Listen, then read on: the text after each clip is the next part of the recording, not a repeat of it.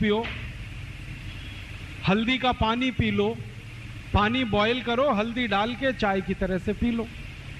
हल्दी का दूध तो हम सभी जानते हैं, सर्दी ठीक करता है।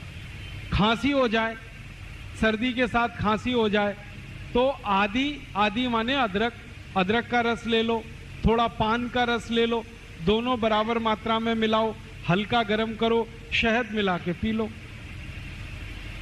ये खांसी को ठीक कर देता है और खांसी के साथ सर्दी को भी ठीक कर देता है और सूखी खांसी को भी ठीक करता है।